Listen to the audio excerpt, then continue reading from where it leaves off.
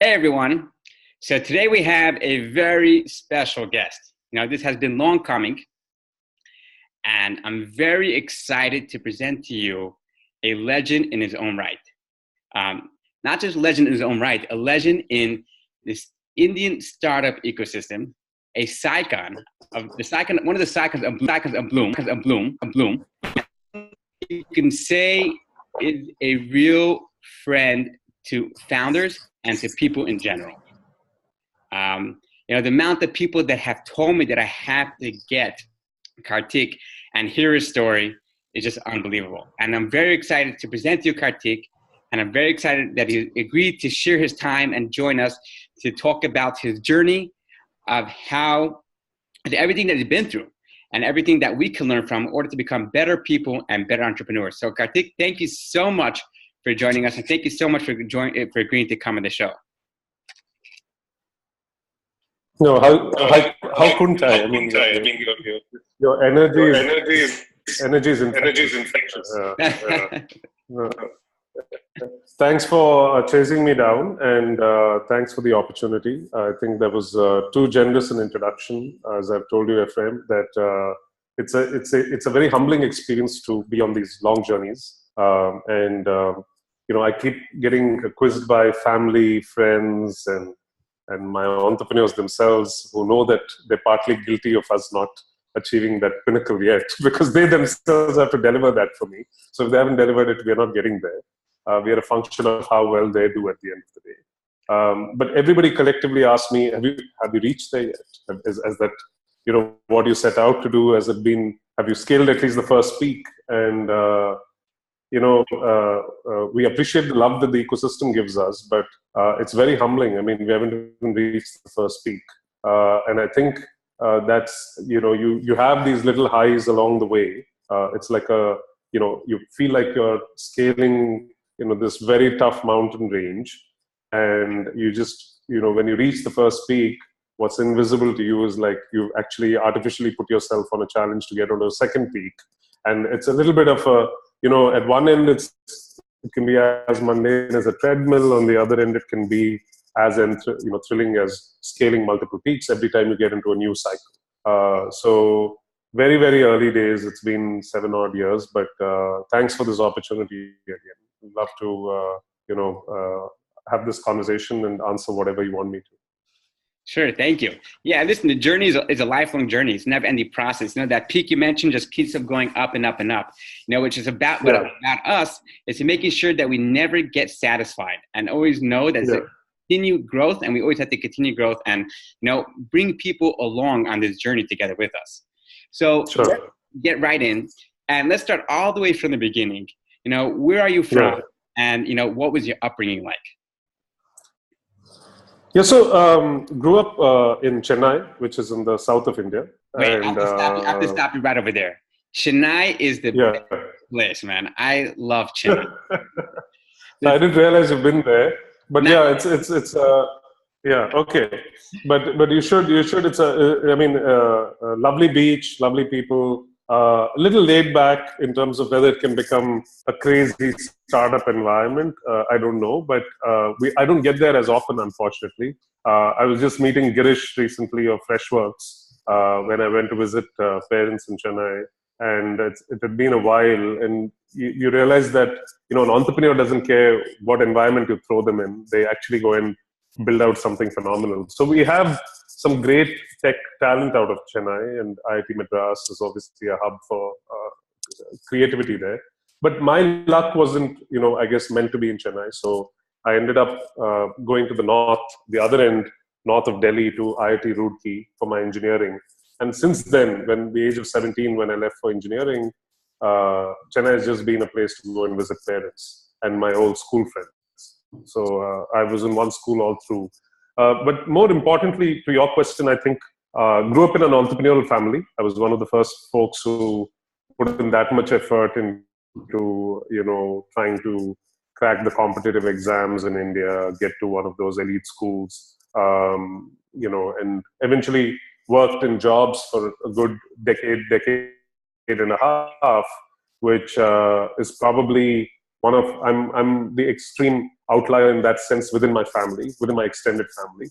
We came from nothing short of a privileged background. So let's not get that wrong in that sense that I don't think I have a small town boy story. We moved out, was born in a small town just north of Chennai, but my parents moved when we were 2 for my education. Just like how you emigrate, Indians emigrate to the US when you're 2 or 3, then you have a US, the advantages of an American upbringing. So the equivalent of that happened to me. I had a city upbringing. And similarly, a lot of our family had moved out of agricultural backgrounds in this place called Nellore to industrial backgrounds. So they were very entrepreneurial. The whole Reddy and Telugu community, which occupy the state of Andhra Pradesh and now Telangana, they're broadly seen as an entrepreneurial community. And my family was, arguably, especially on my mother's side, were both inspirational and daunting in some sense, right? So because they sort of seamlessly seem to become very large contractors, very large, businessmen. And, they were built in the mold of what India delivered in terms of entrepreneurship in the 70s, 80s, which was basically, you looked at an attractive business plan, which made cash flow, and then you said, that's a great business. Entrepreneurship means making money, and let me go and make money, right? And I think it taught me a few things about myself that I'm also, I think, inherited my father's genes, which were slightly different in that mold. He was a serial entrepreneur who struggled and never really made it really big in anything, but learned a lot along the way in all his little failures or half successes. And I think it taught me a few things, that thrown into that opportunity set at 23, 24, which I could have tried and done, there was, given my DNA, I would have likely had more short-term failures than, long-term successes. I also tend to be, from who I am, someone who likes a lot of variety in life. So, I didn't know whether I'd find this one thing that I love for the rest of my life. And so those lessons were basically that, your DNA is not someone who can go and, bribe government officials or work with the government machinery, for example. Maybe you're better off in a developed market where these things are not necessarily a day-to-day. But in India, that's what industry felt like, right? You have to work with the government infrastructure, the state infrastructure, very difficult sort of conditions in terms of labor laws and real estate and things like that, which basically seemed like, insurmountable to someone who didn't have that kind of a makeup, right? And so I think my biggest learnings from my growing up were, it's fantastic to have all these inspirational, entrepreneurs in the family, but I'm not cut out to be like them. So eventually I'll have to find my own path. And until I know what that aha moment is, let me just go down a more professional path and get as much exposure in as many things. So that's, whether that's engineering, that's MBA, that's North India, that's the US, that's jobs in finance, banking, media. So basically, it was 20 years of experimentation, right? So 1990 was when I got out of high school. 2010 was when I started Blume. So for 20 years, basically, the first 15 years informed me that those experiences will enrich me for the journey beyond. There's no tearing hurry to get there. So I know it's very exciting to think that you can be an entrepreneur 22, 23, and you've been, as you said, all your life. I know a lot of founders in my portfolio over 22, 23, but I don't think there's a standard formula for it. And I just chose the learn for as long as you can before you find your true calling, and then check into it, and hopefully you don't have to ever change for the rest of your life. Wow, that's amazing. Especially now that you can look in hindsight and look upon the whole entire journey and how it's formed you to, I guess, opening up Blume at the right time and doing everything you're doing now and experience. And, right now, appreciating that journey, there's 15, 20 years that you took from, graduating high school in 1990 to forming Blume, 20 years later. That's absolutely, able to look and apply to the lessons. So you have entrepreneurship in your DNA. You have it in there from your parents, from anywhere else, and you obviously went about starting your own thing. So you went to school in U.S., from my understanding, in wartime, Yeah. right? And Yeah. then, so after wartime, you decided to come back to India. Was that like you wanted to come back to start entrepreneurship, or you actually stayed in the US to, working in investment banking over there? Yeah.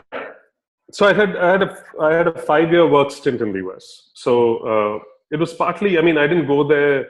To be honest, it was my second MBA. Like, a lot of people who know my resume know that it was the second time around. So at one level, people ask me, why did you go for the second time? I think it was a combination. I mean, and this is what I'm good at, structuring my life with all sorts of derivatives and hacks, right? So it was a combination to achieve many things. It was to get out of the country. I'd never stepped into the US in my life till I was 26, right? So it was to get to the market with a position that, gave me a lot more opportunity rather than being straitjacketed into a certain job out there. So the high quality business school would allow me that. That was one. And so if I was going there, it was not for, getting a better MBA in some sense, but getting better exposure, right? And bizarrely, by the way, I waived about half my credits in first year because I could.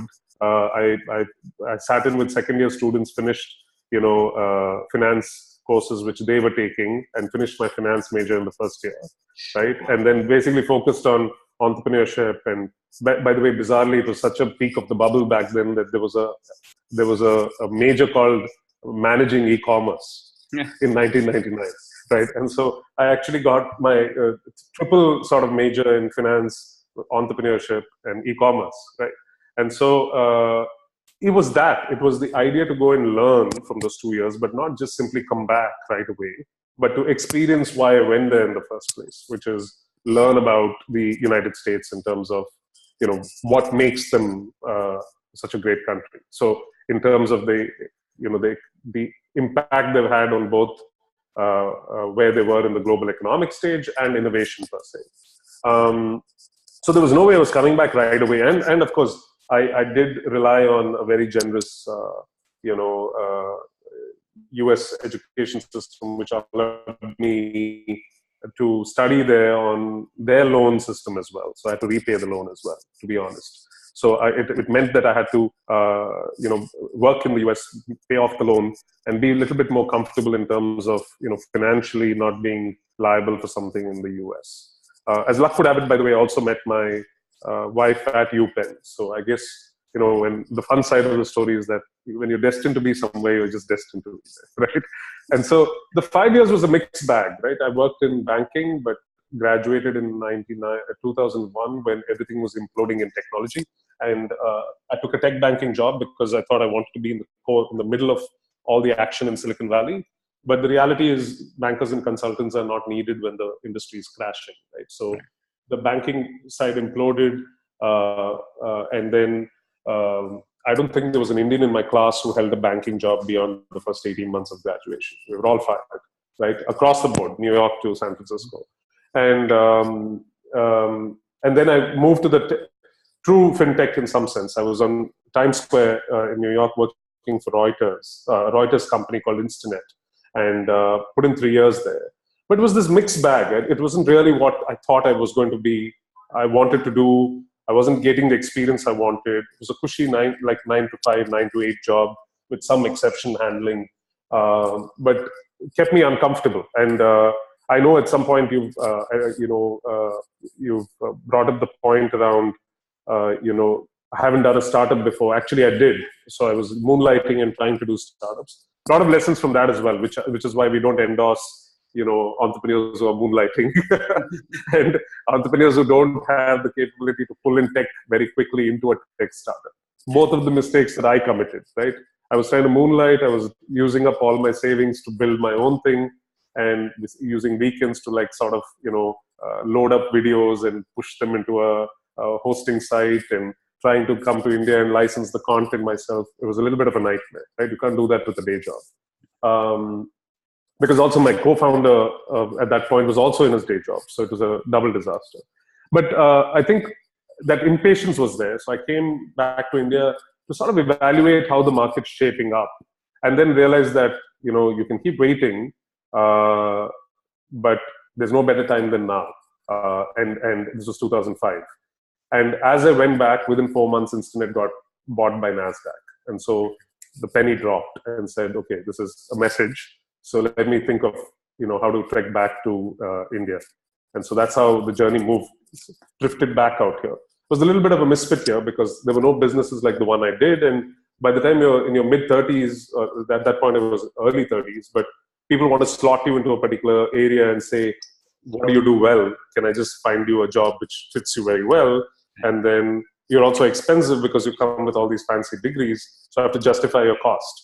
So tell me what you do. So I was writing my own JDs for a lot of the applications that I was making. And unfortunately, nothing really clicked in that sense magically. So I briefly was in investment banking again here in India.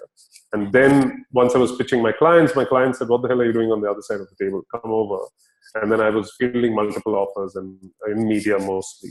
Not as much on internet or not. Media, telecom, both, but not as much on internet. And ended up being in the Times Group, which was a media group. So that was my journey from 99 onwards. Prior to that, I had 3 years of American Express experience. So great team. I'm in touch with my core team from American Express even today.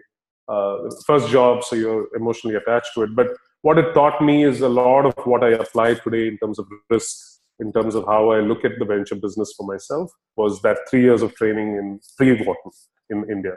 So everything about derivatives, risk, structuring, the nuances of structuring, how do you get intent into a financial instrument, into terms of a financial instrument. All of that guides me in the way I think about how I should be fair to founders, or how we should structure investments per se. Wow.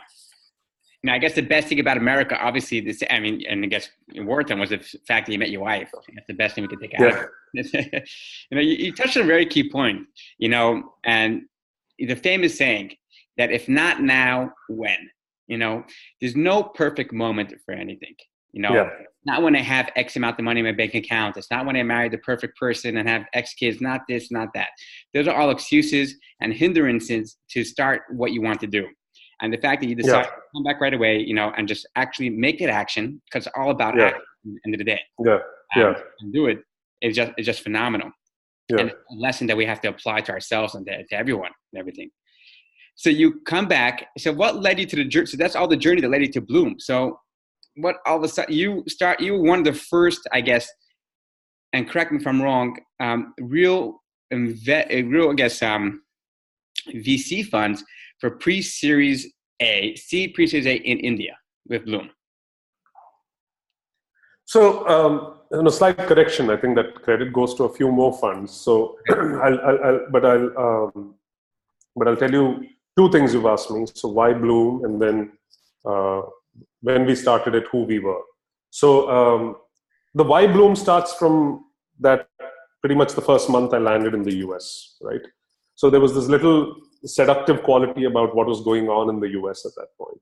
And so my favorite anecdote about this is about, I think 60 or 70 people from my Wharton second year batch didn't come back to school. They just stayed in the startups, which they went to work in the summer. And Wharton had a very attractive program where you could come back anytime in the next 5 years to finish. Mm-hmm. So everybody exercised that option. Okay. So I'm just talking about at what peak the bubble was. Mm-hmm. This is 99 September when I landed up on campus, right? And so my next 7-10 months were, treks to Silicon Valley, Seattle, LA, over the winter break, meeting or listening to every internet pitch which came for placement talks, summer internship at Fremont for like an automotive aftermarkets marketplace back then. We're talking 2000 summer, right? But then the crash had happened, and then Indian stocks like SIFI and Rediff had gone to dizzying heights where these things were at market caps of 10 billion, 15 billion. Wow. So this is crazy, right? And you think you're seeing Flipkart today at 16 billion. That point was touched in 99 by SIFI. so just to put in perspective how crazy the bubble was. And so what is seductive about it is that you're living it, and even if on the fringe, but you're experiencing what impact this can have, and it's a question of timing. So, would you buy into that story then, or do you eventually believe that the world is changing enabled by technology? So the long-term bet, which I used to make not more in debates as much as in dollars, unfortunately for me, was that this is inevitable. It's going to happen. Right. I remember these midnight conversations with some friends in Seattle about, if there was one e-com guy who will be standing 10 years from now, it will be Amazon, right? Mm-hmm. So for all the hype or the market cap, but they're doing things right, and they're fundamentally changing the way, commerce operates. And obviously history is testament to that. But I think in my head, I was getting tired of saying it's okay to be a soothsayer of some kind, but how the hell do you make a living out of it, right? And venture capital is actually that in some sense, right? So you are essentially, if you're a trend spotter, if you like making bets on the future, you are very seduced by the fact that this is the only tool that allows you to actually come in early enough that you can say, I was one of the first people who made a bet on this. Right. You can do that in the market, but the market has given you enough data, right? You could be a phenomenal stock picker. It's not the same thing, right? This is sort of, shapes how the world might look differently a decade from now. And you were one of the first guys who picked that. So that's why I said it's very seductive, right? But I'll take a step back and say, and I know you'll ask me this later, but the big learning after 7 years of venture capital has been, it's foolish to think that the ideas matter. Eventually, it's the people who are executing them, right? So the founders are gold compared to the ideas, right? The ideas are like bronze, right, in that stack. So that learning aside, I think there was this tick of knowing where the world is going and can you bet into it. And I tried to break into VC when I was graduating. There was no VC world. They were firing people. H1B for me was a challenge in the US. I was trying to get into areas which I love, which was digital media, internet, of any kind, on the advertising side, on the content side, commerce side. No one was hiring, right? And so 2000 to 2004 was just brutal in the US from a tech perspective. And I really didn't get into the jobs I really wanted to do. So that lingering feeling continued. When I came back to India, I again interviewed for VCs jobs. So when you come to 2005-06, there was hardly any VCs who were established. Even all the ones you see today in the market were just getting started back then. So we barely know what the hell we're doing, where we're going to hire one more person like you, who hasn't even been in India, right? You have also been checked out for 7 years. Mm-hmm. So how will you add value to me? Was kind of the question on the faces. So that was my challenge. I think until circumstances led me to becoming a part of the angel groups through my last job, the Times Group, I wasn't connecting back to the VC ecosystem in India. And when that happened, I realized that, wow, the gap is huge. I mean, there's hardly anything that's been built. It's almost like tip of the iceberg, right? And so we have 10, 15 years of work left. And back to the same point you alluded to, if not now, when, right? And so, and also I think at a personal level, I was late 30s by then. And if not now, when was even more a age question than, when else can you do this? So that's how it got started. But, and to the funds question, in the 99-2000 era, there were a bunch of funds which started tech and .com investing. They struggled a bit. Most of them folded up. Some of them were reborn in various avatars. And then in the 2006 era, what is today Axel India started as a small $15 million fund called Erasmic. Seed fund started as a $15 million fund. Mm-hmm. So people did realize that, bottom-up venture building is important, and you don't need hundreds of millions of dollars for that. You need a small fund. By the time Blume was being raised, most of these guys had become closer to $100 million funds, except Seed, which was, I think, 55. And they left this whole space vacant. So that, in that sense, at the beginning of this decade, we were first off the gate. And then immediately Sasha and Anand, Lunia, Rehan, a bunch of them, within the next 3-4 years, Orias, K, India Quotient, were all kind of simultaneously playing into the space. It was inevitable. If you want to build a bottom-up ecosystem, especially in a relatively capital-efficient market in India, I mean, it doesn't look like that when you see the amount of dollars going into some of the big companies, but you could build and that's the right way to build. You make a lot of experiments with very little money to lose, and then you iterate and get this model right. That's obviously caught on. Today, I would argue there are 30 to 40 funds. So yes, we were pioneers back in 2010, 11 to think about this, but it was just a natural order of things. It was inevitable. If not us, somebody else would have done it. Right. That's fascinating. So let me ask like this, having lived through the bubble in 1999 and 2000 within the US, how has that, I guess, shaped your experience, or how do you view risk now when you're evaluating a startup now? Like, does 1999, 2000 come back in your mind and thinking about it, that because eventually, history always repeats itself.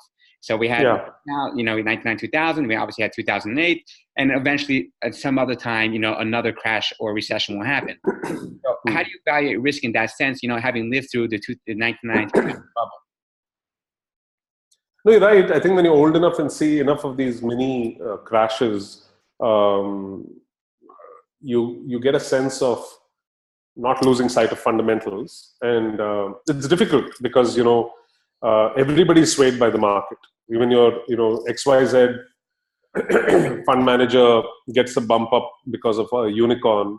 And even your, most ardent believers are asking, how come you don't have one of these crazy, overfunded startups in your portfolio, right? And I don't know the answer. I mean, I don't know the answer in terms of how it will influence us long term. I think in the medium term, we've tried to just keep our head on our shoulders and say, we are who we are. We are not like a $300 million fund, right? We are a pre-Series A, seedish, seed to, angel to pre-Series A kind of fund who cannot afford certain types of risks, right? So the bad about that was, we almost got defensive in how much risk we were willing to take per company, because you tend to lose money when you lose money, right? And so we were afraid of losing too much money. And I think it's still our core DNA. So you'll say, what kind of a venture capitalist are you? But I'm saying I'm not afraid to lose a number of bets, but I'm afraid to lose dollar money per company in some sense. Right. And you have to grow out of it. So I think we're quite happy with the pace at which we're growing, right? So today, a Grey Orange raises capital at almost a $500 million valuation, and I'm still playing. So how did that happen, right? Because you grow up reassessing risk constantly in your head, to your question, and you are now growing up to understand what it means to bet on a business which is at Series C or D at 400 million or 500 million. Because, by the way, even if you're holding your existing stock, you're making a bet. Right. By not selling, you're actually believing that this is going to continue to grow at 30% IRR, right? What gives you that comfort, and how are you assessing that risk? So I think it goes back to the fundamentals of a business. So to your point, in 99, 2000, everybody lost sight of fundamentals altogether, right? And you might have these waves where very, very large ecosystem players are available for you to pass on the parcel to, both financial and strategic, right? Mm-hmm. But I think it's a more 10% phenomena at any point in time. The other 90% always follows fundamentals, right? The trick is not to lose sight of the other 90%, right? And I'm not saying you shouldn't make a few mistakes, you shouldn't get carried away by the wave, you shouldn't play into something which is, hyper sexy about, some area or the other, AI or whatever. Go chase all that, but don't let it sway you for more than 10, 15% of your thinking, your portfolio construction, the way you think about risk. I think as long as you limit that and your sanity is preserved in the other 80, 90%, it's perfectly fine, right? It's very difficult to be so in venture or in general when you're dependent on markets. See, if you're sitting in isolation where you have enough capital to back and build businesses all by yourself, then I would argue that you can just stick to 100% fundamentals and actually build great businesses. Mm-hmm. But that's not our reality, right? You're building in disruptive tech. We are a very small fund. We sometimes require a lot more capital to come in. That means you're building into a market. And that market is talent, it is capital, it is, exits. So you can't build in isolation and assume that none of that matters. So sometimes certain, your business model gets swayed by the market, and you would be foolish not to accept that. And the only caution I have for anyone who cares to listen is that don't let your belief in fundamentals be swayed by more than 10-15% by the madness of the market. The minute that happens and everybody follows the herd, you have crashes. Right. But it's fascinating. I mean, it's also like, to turn the question a little bit also about that, like, how would you educate an entrepreneur? For example, you have two entrepreneurs, and they see like one gets all this press about them, they raise a crazy amount of funding. And then you have this entrepreneur that doesn't have all that press, doesn't get all that funding. And it's very hard for him in the sense from emotional perspective, him not to get swayed that, wait, maybe we're doing something wrong. Maybe we're not raising enough money. Maybe we should chase after press. And once that happens, to a certain degree, the fundamentals could be lost. Because they're getting, like you meant, they're getting swayed by the market in the sense they're seeing all the hype and all the craziness that's going around happening around them. So how would you keep a founder in check to make sure that he sticks to his fundamentals, sticks to his business, and not like, second guess, if we're doing something wrong or not. And, maybe we should be chasing a different opportunity. Maybe we should be chasing more press. Maybe we should try to raise more money. Maybe we should do this or that, So recently, one of my founders told me we actually did them a disservice by not pushing them to become more aggressive, right? So I think you live and learn. I think there are examples on both sides, right? And I think the learning for us is that's what we want to become very good at, right? Being good counsel, right? Because you have more eyes and ears on the market. You have a sense of balance because, as a VC, because you're seeing 80 or 100 bets and behaving in a certain way. In each segment, in B2C, in B2B, there are certain empirical evidence of certain trend lines, which an individual founder may or may not be able to grasp because they're so focused on their business, right? And that's what the founder is looking to you for, right? And to your point, the idea is to keep building this dose of sanity, but also understand the reality of their business, right? So if there is a guy who's competing with in an adjacent space, not maybe direct competition, or for that matter, you said you spoke to Raghu, right? So a taxi for sure is just against very deep pockets of an Uber and an Ola, for example. So you have to contextualize the advice to that. There is no, you can't shake away that reality and just operate in isolation.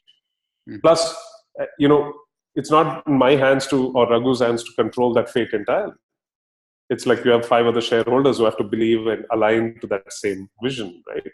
And so we see these patterns once in a while. There's no denying that, and there's no escaping that. I think, therefore, it's a very dynamic reset, if you ask me. You can't take one static approach to saying this is a lesson for life and you have to follow it all through. You have to be reactive to the market. The best founders are those who actually do that very well, right? Who move in the direction, who keep that balance for themselves, right? So they know that they're chasing a viable end state, so they're not losing sight of that. But the reality is, right now so like, for example, we tell founders, a lot of founders used to say, oh, we need to raise money. And or a lot of founders used to say, oh, we are not raising money right now. And both those statements are the most absurd statements that you will get without contextualizing whether they're ready for it or whether there is capital available. Sometimes the founder is not ready, sometimes the capital is ready, but the founder claims they're not ready. That's no excuse. You got to react to the market and either build a stronger case to be able to raise capital or take the capital when it's available, right? So when you're operating in a thin market like India, even for that matter in the US, right? You have entrepreneurs from coast to coast. A DC market is not as strong as the Valley market, right? And it'll be a struggle to raise, the right amount of capital at the right time for almost every entrepreneur. So I don't think you can ever overcome that entirely. And there are certain entrepreneurs who just kill it in terms of the way they're able to market themselves and the idea. And unfortunately, I'll put it bluntly, it is a criteria that we now look for, right?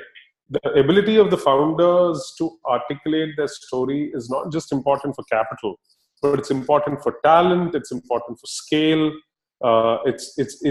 It's inevitable that if you're truly building a transformational company, either need to do it yourself, or you need to surround yourself with people who can do it better than you, right?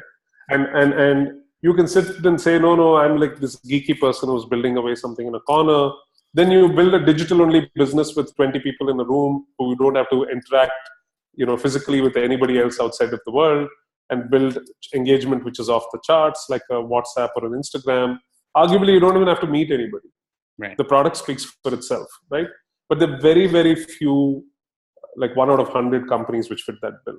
So in every other situation, if you truly want, and I'm not shaming anybody's entrepreneurship, right? You can be someone who doesn't ever want to do all this and build a $10 million business, right? $5 million in revenue, so it gets sold for 15 million, 20 million. There's no shame in it at all. Just that don't come to venture capitalists with it. Because we are greedy for a different order of scale. And our investors are basically pushing us and saying, that's the only outcome we care about. Right. It's not a social service that you are supposed to extend to 1,000 entrepreneurs out there. It's a capital service which is determined by high risk, high greed, big outcomes, which determine like whether you can get 5 out of 30 right and get massive scale. That's your job, right? And so now it's been drummed into me that that's all they care about. And that seemingly the entire ecosystem cares about only that, right? So that's why I said you have to be grounded in the market reality, right? And if founders want to be in disbelief of that, stay in suspended disbelief for a long time, then you're in trouble. Those companies don't go anywhere. So by the way, the other, I'm making a simplistic assessment here. The reason venture doesn't have high rates of success, even after 60 years in the US, is because these variables are impossible to project. Right. Right? You don't know on what variable it's going to be suboptimal. Did the founder not scale? Did the competition kill them? Did venture capital not come at the right time? Did the market not accept the product? Who knows? Right? So all of these are unknowns and are high-risk variables in every startup. Correct. Otherwise, they would be trading on the public markets with profits, right? So the fact that these are the unknowns is why they're venture backable and they're a startup. Invariably, to expect that all these variables will align perfectly well to take them to hundreds of millions of dollars of revenue is the fallacy. Some things are going to fail, right? And so, however, and that's what I'm trying to say, I respect the US venture capital ecosystem more than anything else. And tell me, why the hell haven't the success ratios changed in 60 years? Right? Sure. So because we are all taking sufficient risk on one of these parameters or the other. That's all I'm trying to say. Right. So either on innovation, either on people, either on ability to build teams. And there are enough blogs out there, there are enough textbooks out there. Try and go learn it and try and implement it from the book. It's not going to happen, right? And you might find a great entrepreneur who's good on all of this and might not have a great tech co-founder, and just on that count, it might not, scale necessarily. Some of the company has much better technology. So the variables are just dramatically, dynamic, if you ask me. So we just try to educate founders that these are the missing pieces in the variables. Wow. Can you go fix them? And that's the only education we can give, especially once the money is in. Hey, you've touched upon so many different points that each one could lead into a whole entire conversation for itself. That's true. But that's venture capital. And, 8 years of learning has taught me that in each of these topics, we could go for a day each. Yeah. Right. I'm sure there are plenty of studies, and I've seen a few that look upon the correlation of, where you're able to determine between successful founders and not successful founders more from a personal thing, and I would love to get your opinion about this, so if like an entrepreneur will approach you for product, are you evaluating more the people or in the sense the product? Obviously the market has to be the proper market, but if the people are good enough, eventually if that product, the market wouldn't suffice, wouldn't work out well, but they're good enough people, they'll be able to pivot into the sense to market that will work out because they are, from a people sense, they are phenomenal, good entrepreneurs, and they're able to get the job done and work hard. So when the founders approach you, what are you evaluating? So I'm for sure you're evaluating everything, but in a specific sense, you have to touch upon one thing. Is it that the passion that the people have about the market, or is it about the passion they have who they are as people themselves? Well, no, it's an interesting question. I think we all know the answer, even as we say it, especially if you've studied the market for a few years. It has boiled down to the people, and what I use as one of my often repeated phrases, which is basically pathological obsession about solving a problem. Okay. Yeah. Right? I don't think it's the product. We used to be seduced by the product when we started Blume, right? To say, wow, that's a product I've thought about, right? So this is how I would go and handle photo sharing, or this is how I would handle beauty e-commerce. And these guys are thinking in the same fashion. There's therefore a connection, and therefore you tend to fund it.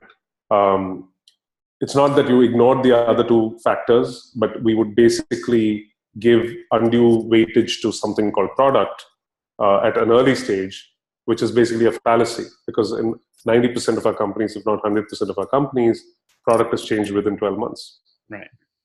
Right? Even in the failed ones and in the successful ones. Mm-hmm. Right? So what the hell did it matter what the product looked like? It's going to get shaped by the market. Okay. And therefore, you need founders who are extremely open to understanding their end customer, and not their ego about what they think the product should be. Of course, one can then argue that you wouldn't have had a Steve Jobs or an Elon Musk equivalent person. And I'm not saying, therefore, that it is those exceptions shouldn't exist. But I'm just saying it was not about what product will make them eventually win. So that's the difference. Right. It's about how to ease the life of a consumer in a certain way, or what they're eventually building for, what kind of a market are they trying to create. Right? And so market creating entrepreneurs are not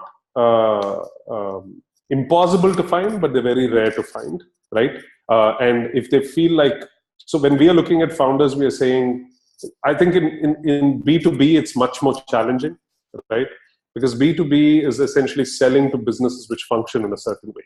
And a business is not a consumer, right? A business is a collection of people who typically don't ever make a impulsive decision, right? So you will not get, unusually disruptive behavior in businesses on like day one, right? You have to grow into it and change existing behavior. But behavior is kind of well established. It's very difficult to go and create brand new markets in some sense, right? You will change the way certain businesses work. So B2B lenses for us are a little different in the way we think about how we do founder selection, right? Do they understand who they're serving? Do they understand the markets that they're trying to cater to? Do they understand that Indian enterprises are not worth selling to? You have to be in the US market trying to sell to American enterprises. Mm-hmm. So this lack of understanding shocks us, and therefore we'll retract from people who don't have that thorough understanding. That's B2B. In B2C, you just want a lot of boldness, right? Because the massive disruption doesn't happen by going and influencing incremental behavior.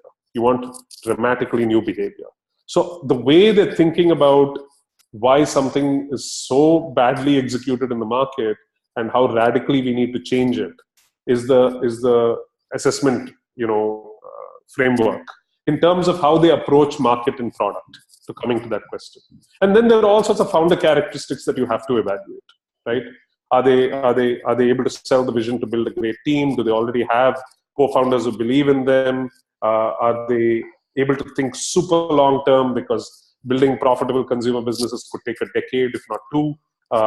And do they have the ambition to build something that fundamentally simply doesn't do a cool thing of changing the world for the sake of, but actually building a sustainable business after that, right? And these filters have gotten denser and denser and denser in terms of layers over the last 7-8 years of learning, right? I'd be lying if I said we had all of this down on day one, right? And we've realized that, goes back to entrepreneurs of all kinds come to us, and you realize that they're all nice people, they have the DNA, they have the fighting spirit, but can they scale? And, scaling, I think, is a different animal to be able to judge at pre-Series A, especially if they've never done anything on the entrepreneurial front before, if they're first-time entrepreneurs. Right. And I think that's, again, why the hit rates are so low. It's so difficult to predict how these people would behave when those scaling challenges kicked in. and to your point, how they will behave or how they understand the market and the vastness of the market and how the market dictates the product and not accepts the version of the product they're pitching me. Right? That's BS, right? Because it's such an early iteration of the product really doesn't matter at that stage. It's going to evolve dramatically. Right. And some of our best consumer startups look like 180s from where we entered those companies, right? Very, very, very different from how we would have first looked at them when we first spotted them, right? And that's because I think the best entrepreneurs keep asking the question as to what consumer behavior should I continue mapping towards, so that eventually this makes business sense. Right. Wow. Right? And, yeah. So that's like, if you look at that's like you mentioned, it's a very hard thing to predict, the scalability, and if you look at the CEOs that have built phenomenal companies, like we'll take Facebook, for example, Mark Zuckerberg, if you look at him from his college days until where he is now, he's not someone that you could have predicted that he would achieve what he accomplished. No, absolutely. Not. So it's not something you scale. So it's a very hard thing to predict in the sense that, like, how would a person scale as they go along? But you mentioned certain things you're able to tell from their personality traits. If they have the ability to have humility, ask the right questions, constantly keeping informed, trying to stay ahead of the curve, knowing the product well. Those are things where obviously you can able to determine to a certain degree, can add more luck to it to know that they will be successful. I think one trait that we always we don't give enough credit to is the sense that someone's able to push things through all the way to the end. So when the hard things come about, they're able to go all the way to the end, and they'll still push through that brick wall, jump over it, break it down, whatever it is, and get it done. That's something that it's a phenomenal trait to have and everything. Yeah, no, but I mean, you can't take away from persistence, bouncing from deep nardis in the journey. Some of the best of them I've dealt with. I mean, everything: personal, business setbacks, firing people, and you just have to be strong enough to come back from those depths all the way back up. And you can see that in our best of our founders, how they deal with that stress and overcome it, and are able to innovate in those moments also, and how to survive is absolutely necessary. Again, super tough. I think that comes from, I guess, even I've heard, what's his name, Sam Altman talk about it, and a bunch of others talk about it. The best conversations are always to figure out where people come from, right? And I know you started this conversation in the same way. It shapes who you are, right? So and we are biased towards more hungry founders in that sense, right? And you can say, no, you said you were privileged, but I think I'm hungry from a different perspective, right? And if you don't have that, you're not motivated to work with the challenges. It's very easy to walk away from them and go back to a job which pays you 5 times more, right? But it's like the reason you push through is because you're determined to prove something else to yourself and to the market. And I think the best founders, either have this self-desire and ego, which is, I think, important. It's foolish to think that they're there for the social good only, right? And the second is, which is why I said, if the problem bugs them enough, right, it's good enough for me, because even if they fail on the first attempt, they don't let go. Mm-hmm. Right. They come back in some other avatar, right? And they obsess about it deep enough the second time around. So from my perspective, somebody could have failed in 4 years, but to me, it's a 2-decade journey irrespective. Right. Might not have made me money in one fund, but what if this person comes back to me and asks me money the second time, but prove this to me? I'll fund him the second time, and he might make money that time. Right. That trait will make you money at some point. Is the whole point I'm trying to make. Right. It's a cyclical business. Even when guys are betting on me, and if I have individual connections in terms of high net worth individuals who I have a personal connection with, I say you can't look at Blume as I'm putting money in one fund or the second and not the other. I said it's like a SIP, a systematic investment plan. You need to back me for 10 years. So you back me for 3 funds. You put in 5 tranches of every fund in the life of each fund. Effectively, you're giving me checks, almost equal size checks for 10 years, And then the magic unravels. It's impossible for me to tell you today morning on which of those vintages will work out perfectly as the big hit vintage, right? One of them is going to have a unicorn. The fifth one might have a even bigger unicorn. The eighth one might have the biggest outcome that I've ever built. But you're fundamentally betting that my eye's not off the ball, and this is I'm doing it passionately for a decade, and it will pay off, right?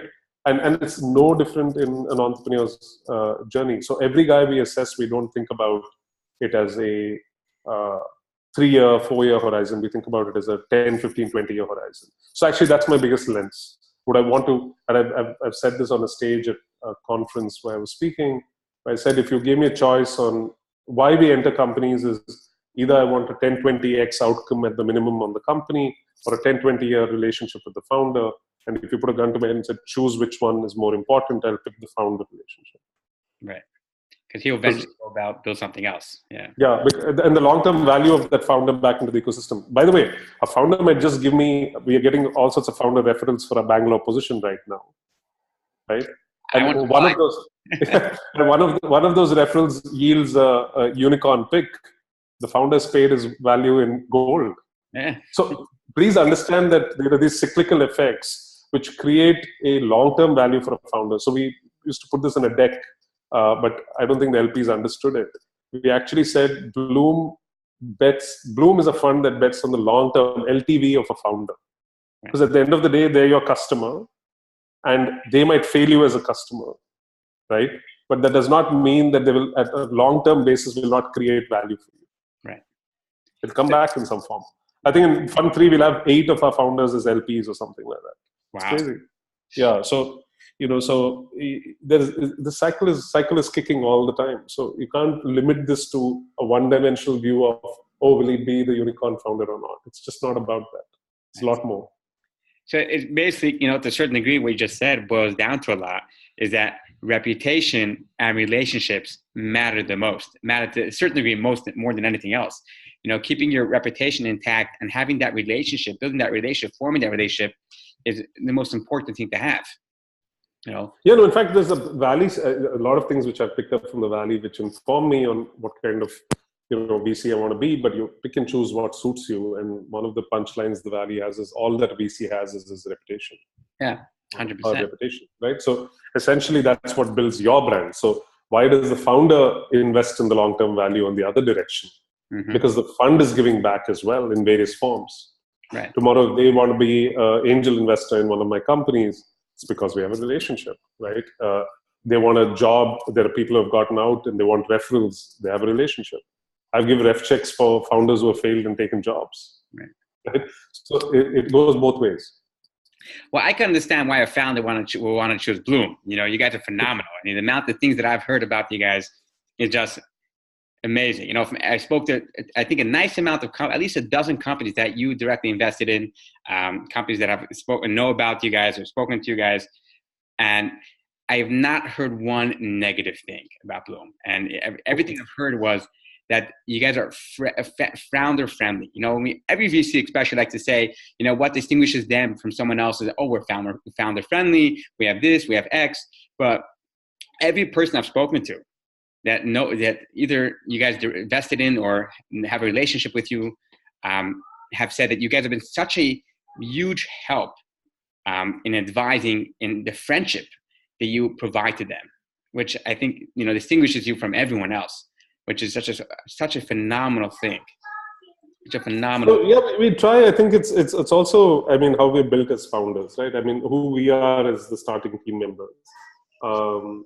And we have had the, good fortune of not having ever worked elsewhere in this industry, right? So we were ground up VCs in that sense. So you didn't bring any baggage of how a VC is supposed to look like, right? And so first principles, business building of any kind. So I know you're categorizing us as one type of VC, but think of startups, right? You talk about, there are 100 consumer internet startups, let's say. If you were evaluating them from the outside, you would say, these 5 have a culture that I like, right? And why is that? It's usually driven from the founders, right? And it's actually that. It's not like the other 95, startups are bad or good, right? It's just that these 5 are a certain way, and I fit into that culture, so I like working with them, right? And from our perspective, that's how we've tried to build the team as well. So everybody who comes in has to fit in those filters, so there's no dilution or corruption of the culture in some sense. And so that allows for this continuity to be maintained, and hopefully we'll be able to pass on the bait into another generation who continue to build Blume. And at that juncture, you'll get a sense that, but it seems to be very appealing for the founders. And so it's a nice virtuous cycle, right? But I'll tell you the harsh reality, though, whatever our founders might say about us, even they will expect us to perform in another 2-3 years, like leave alone my LPs, right? So it's all about, eventually, our business is not, as I said, a mentorship advisory business, right? It's a capital business. Right. So the only math that works here is, can you generate 25-30% compounded IRR for decades to go, right? And so, touch wood, we are seemingly on track, but until you actually deliver that, and then deliver that again, and deliver that a third time, you really haven't arrived, right? And so it's not yet a fund for the history books in some sense. So we have another 13-14 years to go before those first three cycles at least are done. It's a long way to go, I feel. So you have to have that element of greed. You still have to have it. Have to. I mean, there has to be a burning desire to build not just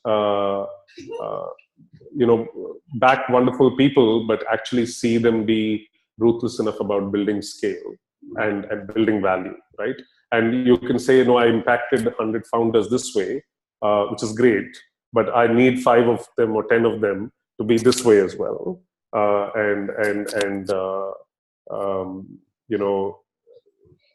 the way, so if you look at some of the names in the valley, they're both types of trees have been adapted as symbols, right? Sequoia is like is giant and goes this way. Redwoods go in a different direction. So basically, all represents scale in some sense, right? Mm-hmm. And I think it's important. It's an important aspect of our business. It doesn't pay if you don't have that kind of scale. Right. It's very different if you have a dynamic market where an asset can be sold at fair price at every point in the journey. Mm-hmm. That actually is the biggest failure of markets, right? So private markets don't give the same respect or value to something which is at 10 million, 15 million, 20 million, 30 million, 40 million. If you're constantly able to extract value from any of your companies, any given day there's a buyer at fair price, then I don't think this matters as much. Mm-hmm. The thinner that ecosystem is of M&A, of valuing people, IP, all of that, the more important it is to build scale at massive levels. And that's where India is at today. We don't value all these intermediate steps. We only value the end goal. Right. So based off that, where do you think the startup ecosystem in India is heading towards or going now? No, it's grown up tremendously. I mean, even in the 7-8 years that we've been there, it's just a sea change, right? I mean, the cycles are kicking in, and we're somewhere between the pace at which we're closer to the pace at which China grew. I don't think we will take 50 years like the US did. Mm-hmm. I would say we are about 15 years behind the US in terms of maturity of, not 10 years, I think it's more like 15 years, I would say. Because you need the entire ecosystem to have gone through 2 cycles at least. Right. And we're probably 10 years behind China. So I would say we're moving in the right direction, but there are a lot of lessons. It's almost like the poster children that you want to put up for future role models of everything. Like, how do you build great companies, great VCs, all of those, yet not fully established, right? The first ones are being established, but there's always, people picking a hole here or there, a flaw here or there, like, for example, where's the first cash flow machine which is IPO'd in India at $10 billion, right? So when that happens, you'll have one type of aha moment, right? When a NASDAQ, if a Freshworks goes and lists for a few $1 billion on NASDAQ and competes with Zendesk on NASDAQ, you'll have an aha moment, right? And so these moments are they're almost there, they're within reach, but they're not there yet. right? And so when those cycles happen, then everybody has a playbook suddenly, however imperfect it might be. And then when those playbooks are repeated, you have an explosive ecosystem.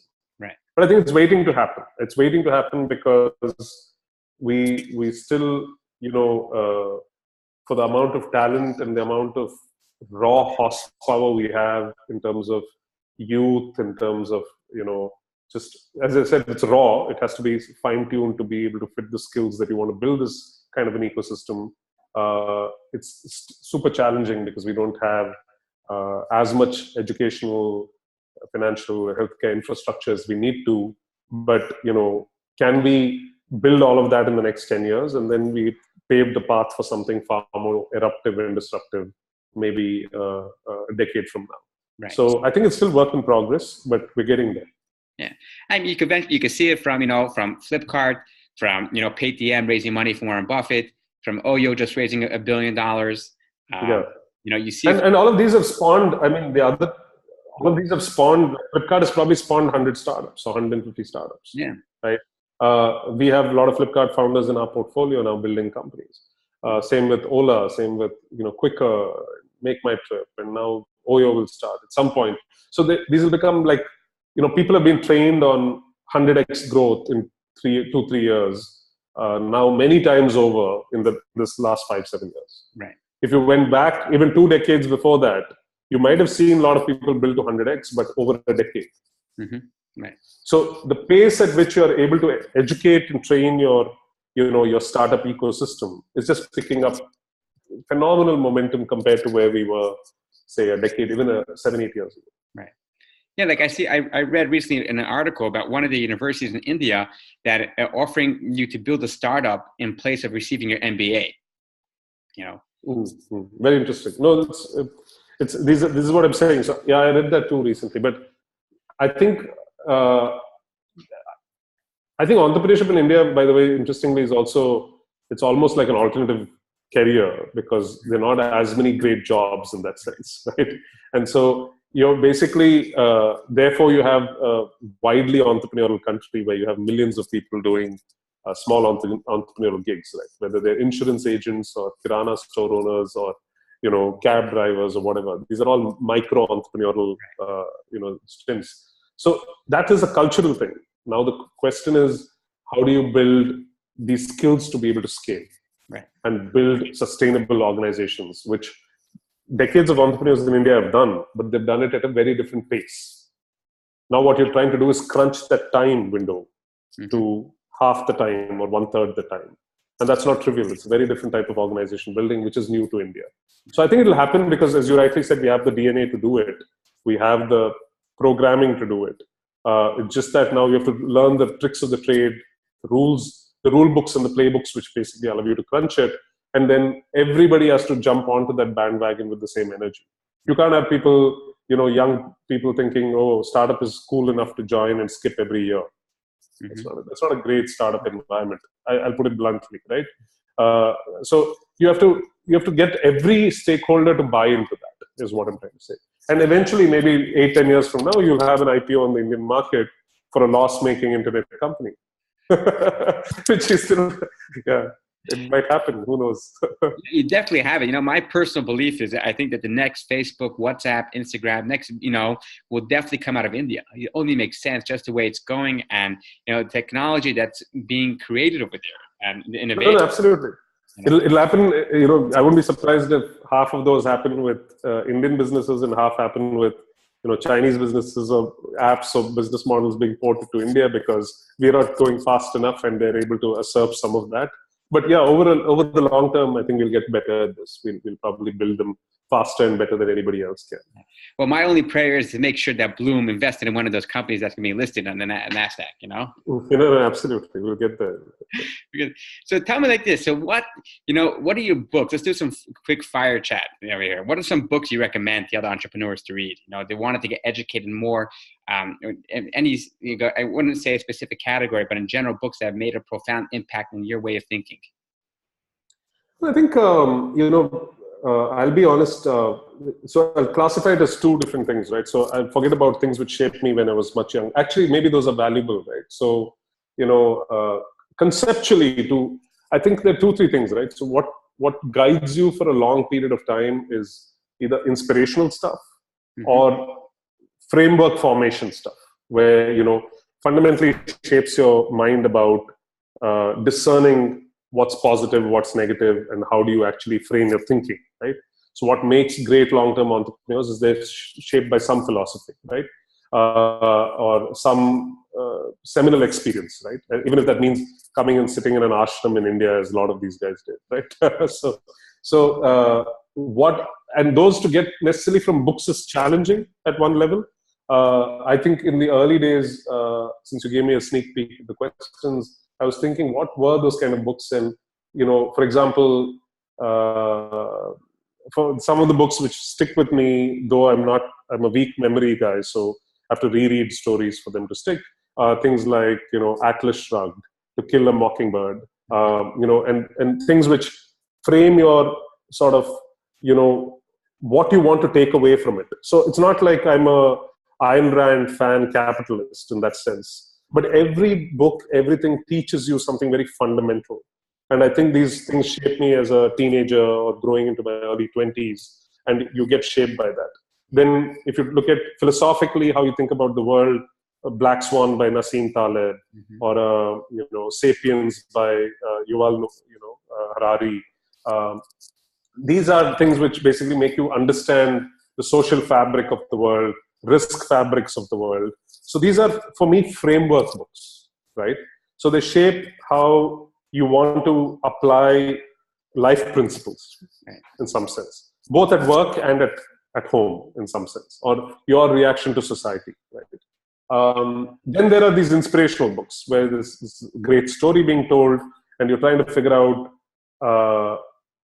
and my favorite, by the way, one of my favorite punchlines to my founders in both moments of highs and moments of lows is, will there be a book? Right? So basically, is the story worth telling? Is somebody going to read this book? Right? And so when I contextualize my story or my founder stories, and I'm hoping there'll be a lot of books out of the Blume portfolio, is that what's fundamentally inspirational or shape-shifting about what you're building? And in that, I think, the Jobs biography, the Musk biography by Ashley Vance, Job one by Walter Isaacson, the recent Shoe Dog book by Phil Knight. They're fantastic books, right? And we gifted a book. We wanted an Indian story also. So there's a company called Havells in India, which bought one of our companies. So when we were visiting the office, we realized they're very different culture, very different mindset. So we gifted one of those to each one of our teams across the country. We said, this is how great Indian business were built, and thank God somebody's written about it.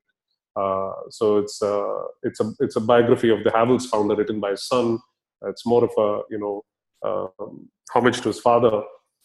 But I think those were my sort of 8-10 books that I was thinking of, which basically have stayed with me in some sense and informed me on, how I would want to write a book if I did write one about my story, and what are the books that shape your thinking frameworks, which become very important. Otherwise, every element of noise from the outside tends to influence you. You get, you react to something on a Twitter, or you react to a certain question, or in a party or a political view. It's these frameworks which are constants, which allow you to keep your sort of sanity and plow through a lot of this stuff, right? And so when you ask me, how do you think in these moments, or a lot of the questions you ask me are guided by such frameworks. And though I've read books about it, I can't believe that it is whether I've read a book by Nash himself. But for me, game theory and Nash equilibrium as a framework for thinking, for example, has been a guiding force, right? So eventually, it's the only way to project out my future path in any conversation, right? So where do I see the end state naturally evolving to? And if I see the end state on a particular path, make those decisions towards that path today. Don't wait till that end state has to be achieved. So basically, it's been a huge guiding force again from a framework perspective. So those are my sort of quick learnings, which I'd love to share with whoever wants to listen. Yeah, I'm sure everybody wants to listen to it. So much knowledge coming out of it here. I know, for example, that I'm waiting for specifically for one book. That's the book of your book. When it's coming out. You're it's very generous. Very, I wish I had more time to write. I do like writing, but it's just I'm a very slow writer and I'm very tenuous. But I do write when I can. But I someday, hopefully. Well, this journey has been a long journey. It's not just 1 year in the making. It's 20, 30, 40 years in the making. So it will definitely come out at some point soon. So sure. Yeah, looking forward to that. Yeah, thanks. It's amazing. I would love to learn. I know we don't have so much time left, but I would love to know what your guiding principles and framework for life is. How it is. It just sounds fascinating because, like you mentioned, all those fascinating books, and they all really give us a sense of looking at life and how to, cancel out the noise. So when we have a set of principles that are guiding our life, and we're not just living life based upon impulse and compulsive reactions and just our emotions, we have a way to, to sort of go through life in a specific framework, in a framed set of mind that we're able to cancel out all the noise, like you mentioned, and really be strong with who we are based off our personality, the culture, society, and really be a productive member and build what we want to do. So having that set of principles is such an important thing. Every person to have a guiding set of principles, such a phenomenal thing to have. And I'm going to add a book to your reading list, a book by Ray Dalio called Principles that just came out. So I forgot to mention, so my founders, when it comes to founders, I think a lot of them are reading Dalio. A lot of them, of course, read, Horowitz's Hard Thing About Hard Things. A lot of them have read 0 to 1. So those seem to be the common, winners in the portfolio per se. Thinking Slow, Thinking Fast by Daniel Kahneman. So there are a bunch of these which are, sort of defining moments in terms of how you can adopt new frameworks for your decision making and thinking. And those 4 or 5 seem to be the popular ones amongst my founders, at least. So I meant to share them as well. But yeah, Dalio is what I hear a lot. I haven't honestly picked it up yet. Yeah. Definitely highly recommended, but those are all great reads, you said. There's one quote I'm going to quote. You take it in one of your blog posts that I wrote, which is, you just take those and make those into a book because there's so much knowledge there. You write about, a few years back, you wrote about this whole post, and at the end of it, you quote, it was about Star Wars, actually. The second part of blog post, you wrote about Star Wars and what we could learn from it. Yeah. And, you take one quote over there, you say, we're all Jedi if we want to be. Yeah. And, that's something that we could live with. No, that's what I said. I mean, by the way, since you brought up Star Wars, and I used to be a fan, and then I forgot about it, and then I sort of steeped back in the legend, now getting the kid ingrained in it. And then if you look at a lot of the Star Wars principles, especially from the first 3, you can see that George Lucas is influenced a lot by various mythological elements, but there's a lot of Hindu mythology as well in it. So, there are a lot of elements that, I know maybe Indians, there is a fan base here, but if Indians actually watch Star Wars in a mythological framework, there's just a lot of things we relate to because we've been trained on a lot of these, basically good versus evil frameworks, and all of that is of course it's universal, but there are conceptually a lot of things which have been adopted from what I've learned as a child as well. So you're right. I think obviously the other big takeaway which we never touched upon is, I think the guiding force for everything that we do in some sense is this incredible level of optimism, right? And the fact that you want to see good things evolve in the world. You want to see that be shaped in your founders.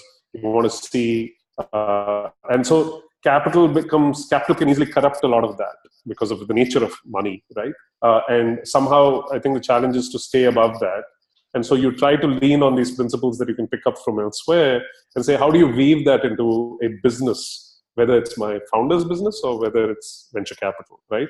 And so that's a fine line, but we try to tread that. And I think I'm proud of the founders we've picked, and I hope that they deliver despite these challenges, because it's very tempting to get swayed by money and your need to make money, which used to be the a fundamental entrepreneurial trait, especially in India.